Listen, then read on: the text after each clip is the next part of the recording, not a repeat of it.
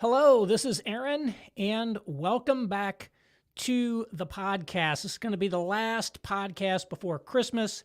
I'm not sure exactly what I'm going to do over the holidays because technically the next two Mondays are holidays, but I'll probably do a podcast or two in there and some posting. It just might not be on the regular schedule.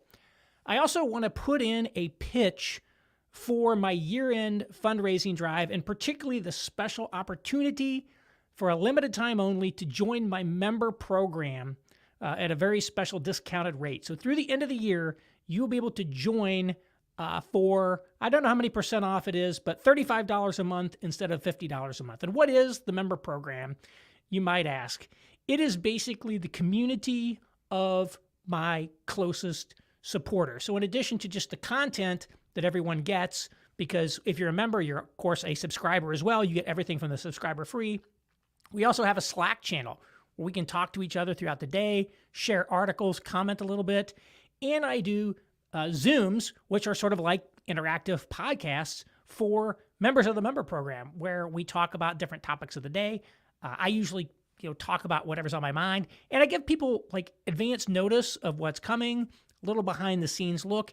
And I can be much more candid and frank in those than I can in a public forum. That's not like I'm saying anything that if it became public would be embarrassing, but I'm able to, as they say, name names and say things and specifically that I probably wouldn't say in this environment. So it was really great.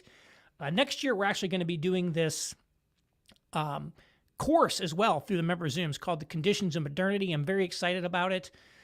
Everybody likes to talk about, the classics or the great books or the Reformation, the American founding, and I love all that stuff. But we live in a modern, large-scale, urbanized, industrialized, mass media saturated world, and I want to talk about some of the elements of that. So it's going to be great. I'm really, really looking forward to that this year. And so this is something that is, it's great for me, and that it enables me to continue doing this work, continue expanding the work, but also just great to be part of a community. There's great guys in there, and I've met people in real life too off of it. It's really amazing. And again, through the end of the year, you can join for only $35 a month instead of the regular $50 a month rate. And you do that at one of two places. One is on Patreon, and you can go to patreon.com/masculinist and sign up there on Patreon. Masculinist was the name I used to use for the newsletter when I was very focused on men's issues. I still focus on men's issues, but since it's broader, I've sort of retired that name a bit. Or you can go to Gumroad at gumroad.com/masculinist and sign up there as well. If you'd like to just do it through Substack, you can do it annually. So if you want to sign up for the member program, it's $360 for an annual basis, which is actually equivalent to $30 a month. It's actually even cheaper. But if you'd like to do it through Substack, you can do it there. And again, when you become a member, you become a Substack subscriber for free, so for however long you're part of the member program. So please consider doing that as you're thinking about what ministries do I want to support during the next year? What things do I want to support in 2023? I hope that you will consider supporting me because I need your help, because this is a reader, listener supported operation here. So thank you very much. One of my recurring themes in the podcast is the deficit in leadership and in elites in America today, diagnosing why we seem to have a leadership deficit. And it's just something that I've written about a lot, if you're familiar with my work. And I was thinking about this again because one of my friends from here in Indianapolis, who lives in Carmel, which is the town that I just profiled in the newsletter about having the moderate Republican program that actually worked, said that the mayor who did that, Jim Brainerd, is Catholic. And I didn't know Jim Brainerd was Catholic, but I'm not surprised because it does seem that today, if you look at high-impact transformational leaders, they often are Catholic. Ron DeSantis, the governor of Florida, is Catholic. We can think about Supreme Court justices tend to be Catholic. Not all Catholic. There's Jews. There's other people too. But it tends not to be evangelicals or Protestants who achieve these very high-level positions and make this very high-impact transformational change for the better of society. Like, why is that? Why have Protestants sort of lost their mojo? And one of the things that I've talked about before is that the Protestant leaders were essentially the WASP elites, the white Anglo-Saxon Protestants, and they were mainliners. And so the collapse of the mainline denominations and also sort of the loss of the institutions that these people were embedded in, which were the mainstream institutions of society, not specifically religious institutions for the most part, caused a huge problem there. And evangelicals, which are a massive base of people, have not been nearly that impactful, have had very low impact in terms of culture, society, institutions, politics, etc. This has not been as impactful as they could have been. And so I want to think about that. And again, just think about leadership. And what am I talking about here? I'm talking about this guy like Jim Brainerd. What did he do? He came in as mayor of this sort of generic little Sprawlberg suburb, and he laid out a vision of a new kind of community there. And he sort of said, I'm going to transform this community. And he set out to do it, and he did it. So he transformed it physically in terms of its infrastructure, in terms of its built environment, but he also transformed it in terms of its mindset and its culture. The people who live there today have a different and higher aspiration level for what they want than was the case in the past. He actually elevated their game, made them aim higher and look higher as a community. So he not only transformed the cities physically in terms of services, he also sort of transformed it culturally for the better in a lot of ways. And that's really incredible. And if you think about the average evangelical, if you laid out a vision, I'm going to transform this community, I'm going to lay out a new vision for this community, I'm going to drive it to completion, probably say, well, that's kind of prideful. That's very cocky. That's hubristic. Kind of view that negatively. It just seems like the sort of thing that would be, I don't know what the word is, but it would not be a vision that I think would really resonate in the evangelical world. And so there's something in this evangelical specific culture that is off. And again, some of it is literally just a class issue. Protestantism was always stratified and divided socioeconomically, ethnically, racially, etc. So the elites and the leaders, they were in the mainline denominations. And by definition, if you were an evangelical, pretty much you were a middle-class person. And so today, yes, there are people you would say are evangelicals who are elites, George W. Bush, for example. But evangelicalism in general has what I call the middle-class mindset. So there's definitely a class mindset here, but there's more going on to this. And I want to today explore a couple of interesting things that have been on my mind about theology. Now, I'm not a theologian. Okay, so I want to make that very clear. And what I'm going to say is a little bit speculative. I always say that my podcast is talk radio. The podcast is talk radio. It is not, rigorous, academic journal material. So I'm just kind of exploring a theme here and really pointing in directions that I think further research, further thinking needs to be done. And also, when I talk about theology, I'm not necessarily talking about the actual specific technical details about what people would say they believe, but rather the feel, the mood, the culture of these churches and what they believe. And so with that in mind, I want to throw out my first point, which is that evangelicalism seems to have a very weak sense of calling. The old Puritan Calvinist leadership class, that culture that really shaped what American leadership was, that tremendously shaped the WASP elite, had a tremendously high view of calling. And E. Digby Baltzel, the sociologist I've mentioned many times before, who was the foremost scholar of the American upper class and the WASPs, he wrote a great book. It's his best book. It's a phenomenal book. It's certainly dense and a little bit dry, but incredibly insightful, called Puritan Boston and Quaker Philadelphia. And in that book, he's basically trying to figure out why Boston was so important to America, and Philadelphia really wasn't. It didn't produce the kind of leaders that Boston did. It didn't produce the kinds of academic institutions that Boston did. Now, Philadelphia's still a powerful city, but nevertheless, Philadelphia, I think if you look around at these coastal cities, Philadelphia is kind of an also-ran. And so what happened there? And so he looked at the differences between these cities and traced them all the way back to their different religious foundings. Puritanism in Boston and Quakerism in Philadelphia. And these were very, very different religious views of the world. And the Puritan sense of calling really had a massive impact on how people in Boston thought about the world. Whereas the sort of leveling, egalitarian Quaker sensibility had a big impact on Philadelphia. And one of his diagnostics at the end of the day was that what went wrong in America is that for most of our history, even into the 20th century, the values of Boston's Puritanism had much more shaped American leadership culture.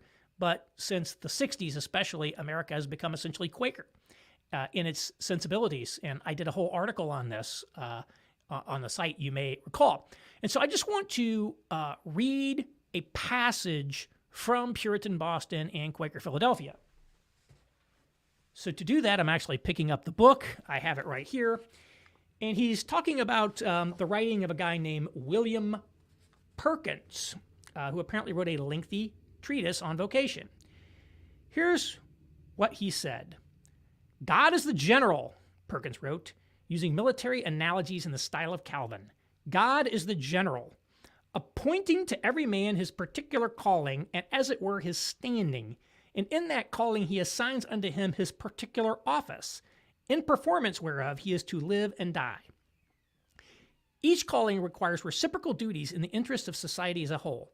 A vocation or calling, Perkins continued, is a certain kind of life, ordained and imposed on man by God for the common good. For example, the life of a king is to spend his time in the governing of his subjects. That is his calling. And the life of a subject is to live in obedience to the magistrate. A master of a family is to lead his life in the government of his family, and that is his calling. Every Christian must fulfill his calling by giving it the best of his ability. At the same time, because men have differing abilities as gifts from God, society must be hierarchically arranged. Persons are distinguished by order, Perkins wrote, whereby God hath appointed that in every society one person should be above or under another, not making all equal, as though the body should be all head and nothing else. Though hierarchically organized on the basis of gifts and importance of function, all callings are of equal rank in the eyes of God.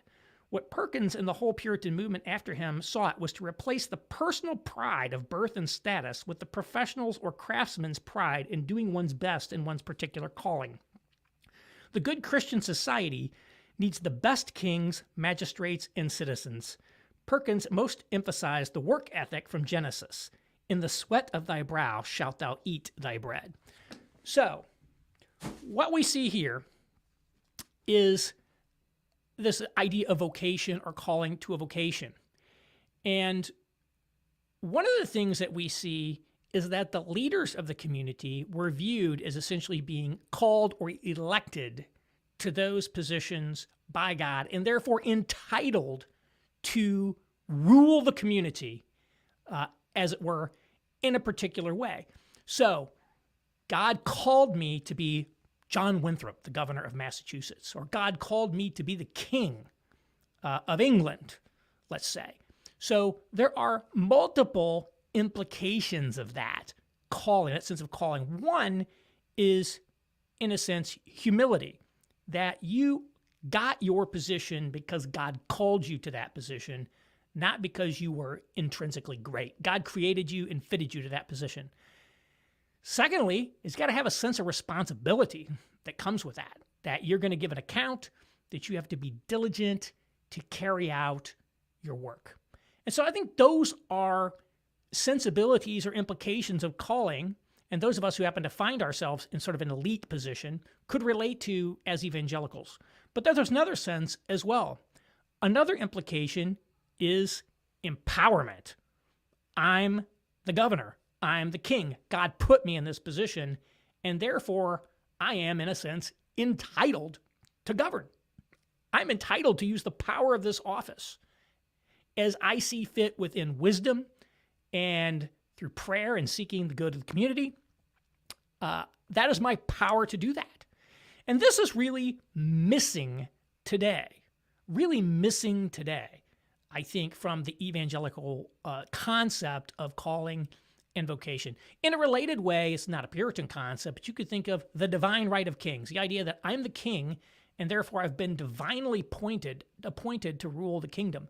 That is going to create a completely different sensibility in how someone rules and the confidence with which they're going to rule than someone who doesn't have that sense of calling on the church. And so what I see in the evangelical world is people who see this mood of what I think of as calling is essentially about humility and responsibility, but not as about empowerment, not as about the authorization to confidently engage in leadership activities, in decision-making, in forming, restructuring, reshaping institutions and societies.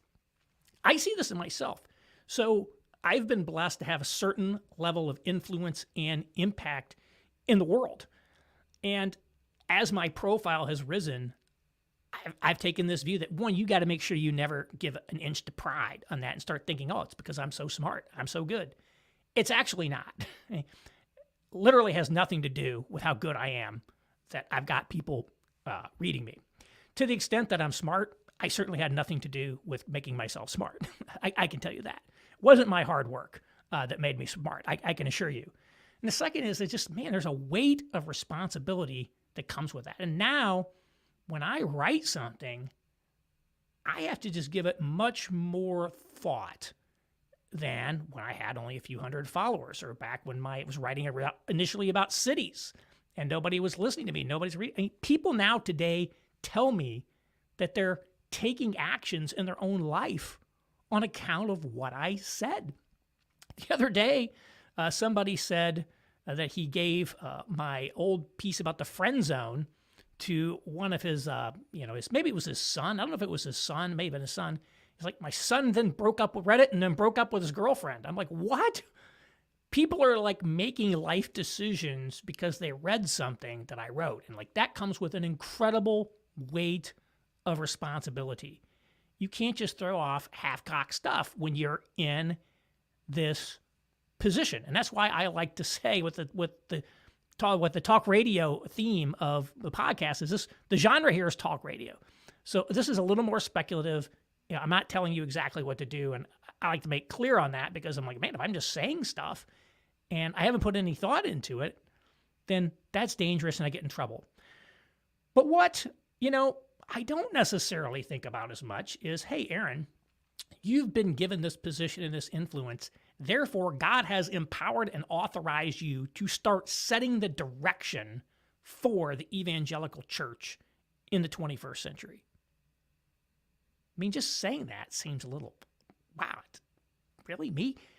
But the truth is, I've really had to consciously tell myself that I have this platform and therefore I have to fully leverage it. I should be seeking to set the direction for people. Now, again, doesn't mean I shouldn't be that diligent person I'm always talking about, but there's a missing element. What I'm saying is there's a missing element. The missing element is feeling empowered to actually do something, not just to do it. And so I think I need to change that. I'm part of this culture. I've got the middle class mindset as well. And so I think that evangelicals in positions of authority tend to view stewardship and things like that in terms of custodians of funds. It's as if you're the trustee of a trust fund and you've got this money and it's being held for the beneficiary of, some minor that he'll get when he turns 25. And therefore, your biggest responsibility is essentially capital preservation. So we need to invest it safely in bonds and not do anything too risky and sort of that kind of mindset about it. And it produces a sort of a passive, weak mindset on it. I'm almost thinking about the parable of the talents. I was making notes for this podcast this morning before I started, and I'm like, this is like the parable of the talents. And imagine if the guy who had 5 talents had instead of going out and earning 5 more, instead of investing it and putting it to work, had done what the master told to the person that had 1 talent. You should have at least put it in the bank so you can make a little interest. I mean, imagine if the 5 talent guy had said, I'm just going to put my 5 talents in the bank, make the interest, and then I'll be able to give that return to my master, And he'll say, great, I've made the minimum. I'm not going to get cast out, but I'm going to play it safe. I'm going to invest it in treasuries. I'm going to get that return. And I think that is the mentality of the evangelical. I've been given something, and I need to invest it in treasuries. I need to invest it in low-risk bonds. It's not like, wow, I've been entrusted with this capital. I should view this like a venture capital opportunity. I should view this as a private equity opportunity. I should view this as I've been staked to start a high-ambition business. It just seems to be completely odd on that. It's very weird. And so I think that there's like a weak sense of calling, a weak sense of empowerment when it comes there. And again, some of this comes from the middle-class mindset, but I also believe that there's a theological aspect to it as well. And so I would encourage people to think about what it really means to be called. And I'll talk more about that later. So a weak sense of calling is one thing that I sense in the evangelical church. A second one that I sense is a weak sense of the created order. And this is one that I would have been completely unreflective about, but for the recent debates over Stephen Wolf's book, The Case for Christian Nationalism. And the debates over this book, which I don't have a view of the book because I'm not an expert on any of this stuff. I haven't read the Reformers on any of this stuff, and I don't want to read the Reformers on political theory and theology. It's not my focus. I'm much more about these conditions of modernity. I write about today's world, not about what was going on in the 16th century. But I read his book, and I did read some of the reactions to it. What I realized to me is there really is a debate over some fundamental points of the world. And one of them is what were the implications of the fall for God's created order?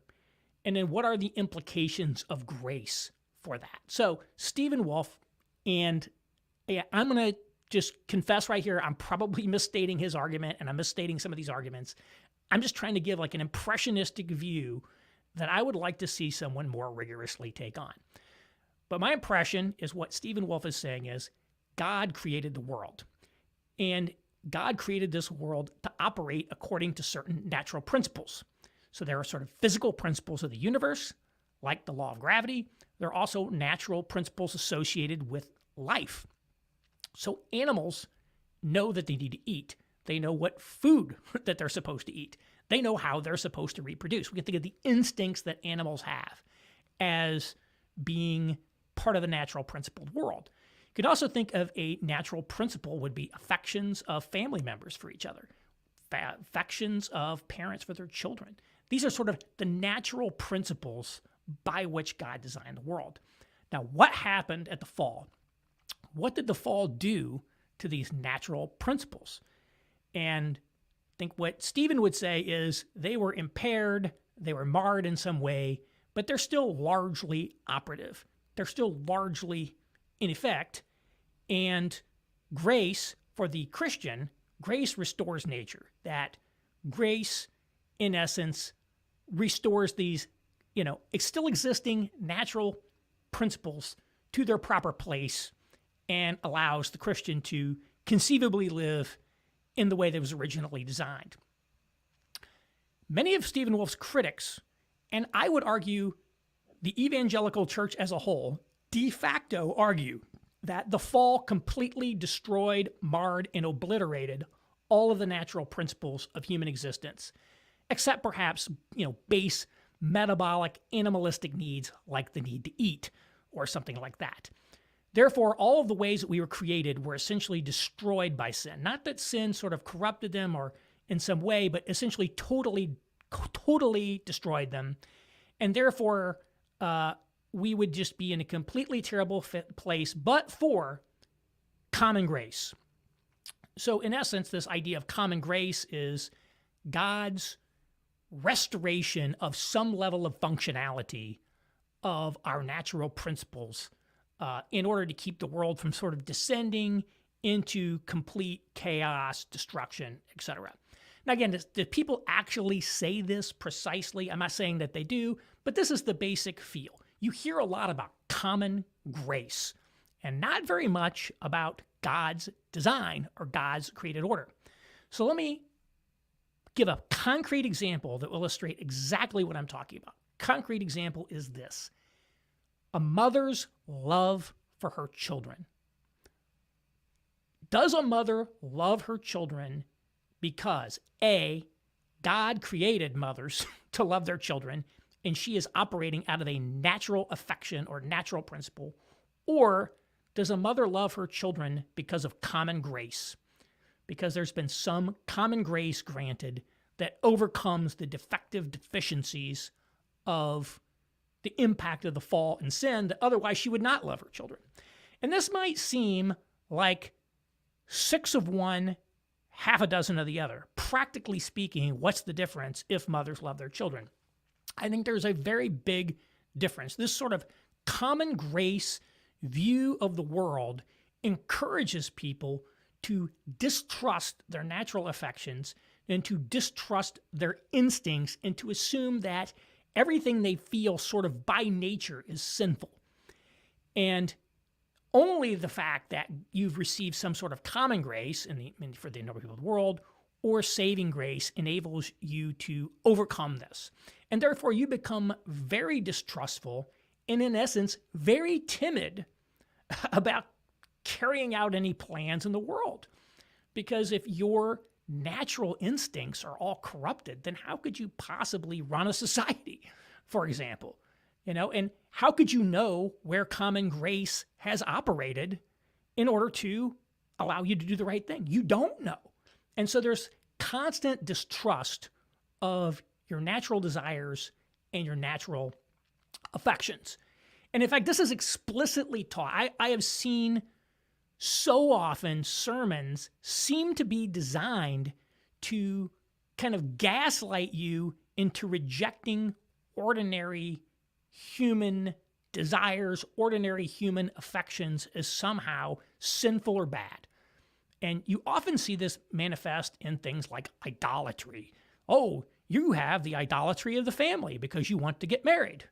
Maybe God wants you to be single, for example. So in essence, anything that you want such that if you don't get it, it would make you sad is de facto idolatry. And so in essence, what they're basically telling you is your desires desire is the source of your problems, and therefore you need to essentially purge yourself of these desires, suppress all your natural desires, because these desires become sources of idolatry to you. And so this is like what I call the Buddhist influence that you see. The way to eliminate sin and suffering, the way to eliminate idolatry is essentially to have very, very weak and attenuated desires.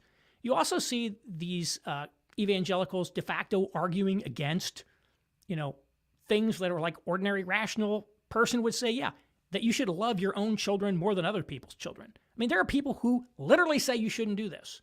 There are people who say, yes, you should prioritize the family of God over all sorts of other natural relations.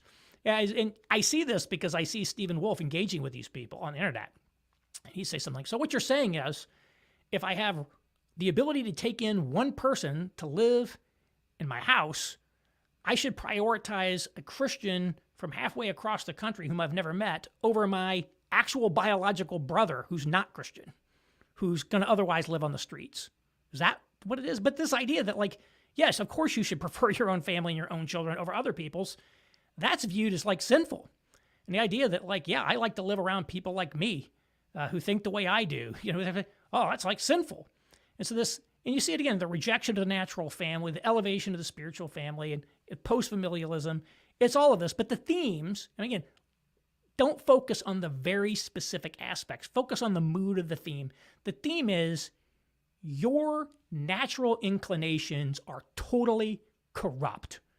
And you need to essentially totally reprogram yourself in order to be able to, live in an authentically Christian way. Well, it's very obvious that this idea of yourself cripples your ability to be a leader. Because if you are deeply suspicious of your own desires, your own ideas, your own thoughts, how are you ever going to confidently lead in any important domain? So if I'm the mayor of Carmel and I have that view, why am I not going to view my vision for the city as inherently corrupt it teaches you to essentially constantly doubt yourself. And I'm not saying that it's all wrong. Everything that I just said, I think there are elements of truth in it, but there are things that are completely out of whack and out of proportion. And so I would suggest probably that evangelicals have devalued sort of the natural principles and created orders of the universe. The law of gravity didn't cease when the fall happened, and our natural inclination, I think the high level of rejection of our natural inclinations and affections by today's evangelicals is probably out of line with how people would have thought historically. And so I do think this aspect of Wolf's book, quite apart from Christian nationalism, really highlights something that, to me, helps illustrate this is why they can't lead. They can't lead because they're deeply suspicious of their own motivations, of their own anything. And therefore, they've ceded leadership to a more confident class. And so those are just two things, this weak sense of calling and a weak sense of the created order. And I think what is the net result of this? The net result of this is people who think very small thinking, timid thinking, and the typical view of, I think, the evangelical church as to how you should be a leader, how you should be a business leader, a political leader, et cetera, would be you just need to be salt and light. It's what I call which seems to translate into do random acts of kindness. And I saw this when I first read To Change the World by James Davison Hunter, which, by the way, that's going to be the first thing we're going to read in our Conditions of Modernity course. So you should sign up to be a member so that you can get the discussion on this and talk a little bit more about this. It was certainly on the cultural change aspect. But his idea of faithful presence, I felt like, man, now I get it. I feel like I get it, and I understand all this sort of urban Christian think and all this faith and work and what it really is. And this is probably too harsh, but it seems to me that functionally the purpose of something like faithful presence is to essentially allow someone to convince themselves that they are operating in a fully and authentically Christian way inside of the institutions of society without ever rocking the boat or getting themselves in trouble, and essentially accepting the presuppositions of those institutions, etc. So, wow, this is what it is. This is like how you can live in New York City and work for an investment bank and not get fired. Faithful presence. That is why it very much appeals to that crowd. And I see the faith and work movement very much in a similar vein. It seems to have a similar feel to it as well. And so, let me just give you an example of what I mean by small ball thinking. Here is an example I heard a preacher use one time, and I can't remember the exact context. It may have been evangelism. But there was this woman who started work, I believe, at a media company. And very early in her tenure, she made a mistake. She made a big mistake. And I was worried that it's going to basically cause her to lose her job. And another guy who'd been there longer at the media company took the blame for her screw up. She asked him, why did you do that? Why did you take the blame for what I did? And he said, well, you got to understand, I'm a Christian, and therefore somebody took the blame for me. Somebody took the blame for my sins, and this is now how I'm going to live in response to that in the world. And that's a great story, and it's a great way to evangelize in the workplace. It gives a great entree into that. So it's all great, but as you can see, it's and I'm not saying this was intentionally designed to be the context was faith and work per se, but this sort of thing, I think, is very illustrative of how evangelicals think about what it means to be a Christian in a vocation, in a calling. It's a small ball vision of the world. And since it's Christmas time, I want to provide an alternative idea of what it means to be salt and light, of what it means to be a Christian leader in the world, and that is George Bailey from It's a Wonderful Life.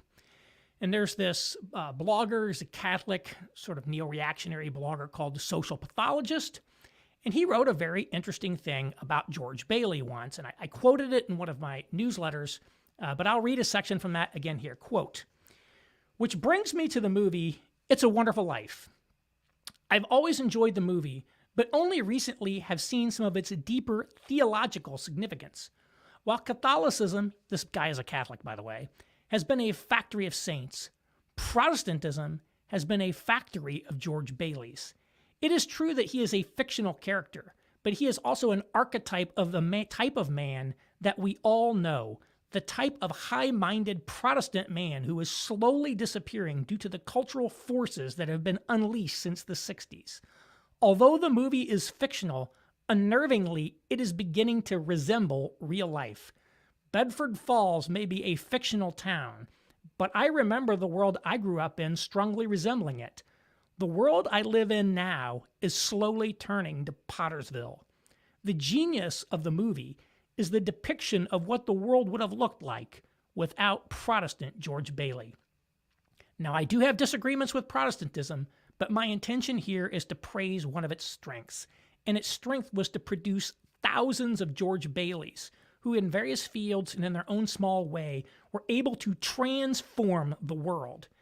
Catholicism may have a great theology of the incarnation, but Protestantism, at its best, produced the goods and brought Christianity to the day-to-day affairs of men." Unquote. So let's look at George Bailey in the movie. George Bailey is not an upper-class person. He's not an elite. I would describe him as socially upper-middle class. He's a business leader. He's not wealthy personally. He doesn't have a lot of money, but he is probably upper-middle class socially. What did George Bailey do? Number one, he built an institution, the building alone. He created an institution. Secondly, he was able to preserve that institution through the calamity of the Great Depression when there was a run on all the banks and the bank holiday, and he was able to sustain it through that. And third, it enabled people to buy homes. So lots of people in Bedford Falls were able to buy homes that would not otherwise be able to buy them. But as the social pathologist indicates, he also did something much more. Here is a guy who personally changed the entire trajectory of the future of his community for the better. And of course, the movie is like, he doesn't know it.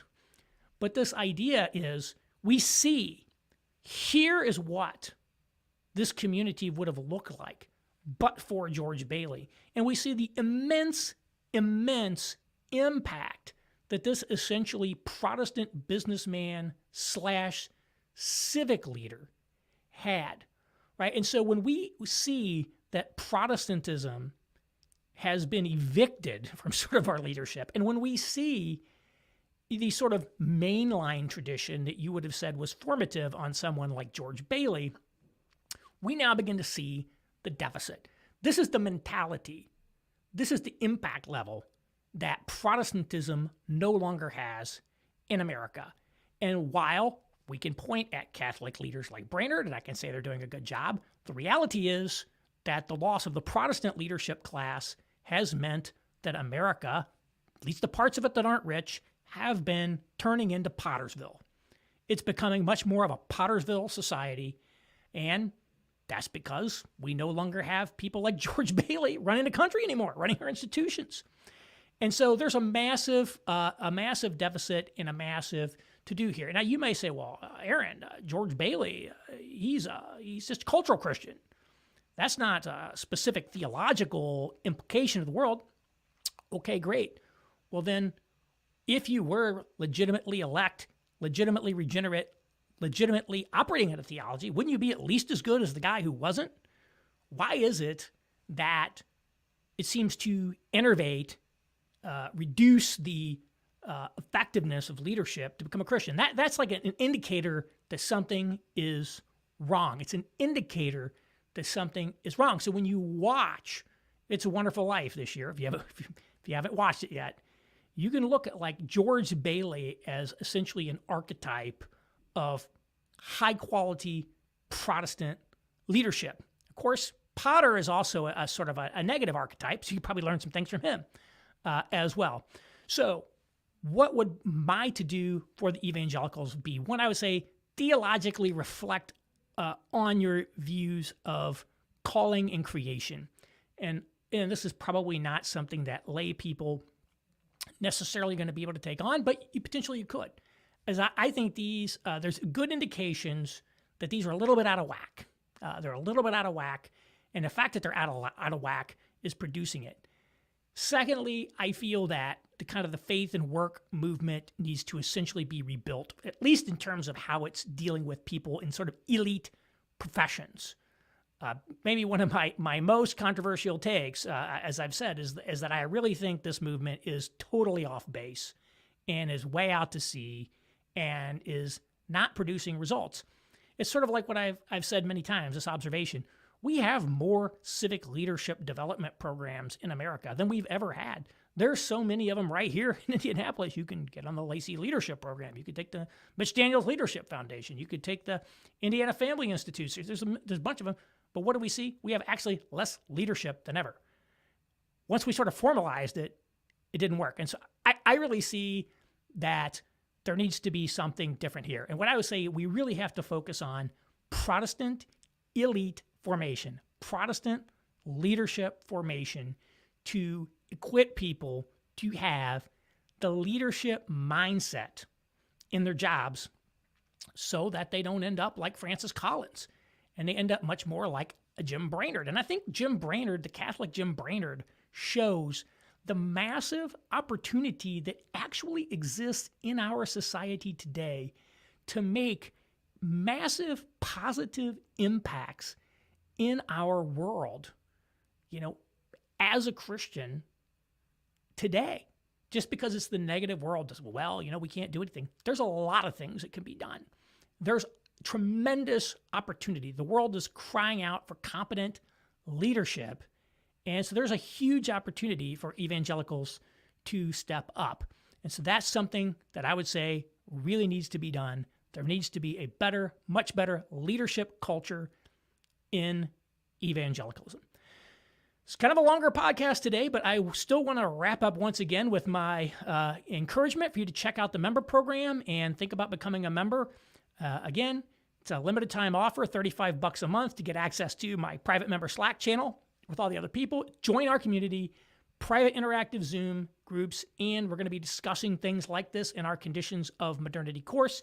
Again, you can go to patreon.com/masculinist or gumroad.com/masculinist. And if you want to get an even bigger discount, the equivalent of $30 a month, go to Substack and become a member as an annual subscriber there. It's only available through the annual rate. And again, if you become a member, you automatically get all the benefits of being a subscriber. So if you're a subscriber already, it's actually going to be $10 cheaper for you because I'll convert you to a free subscriber. So thank you very much, and I will talk to you sometime over the holidays.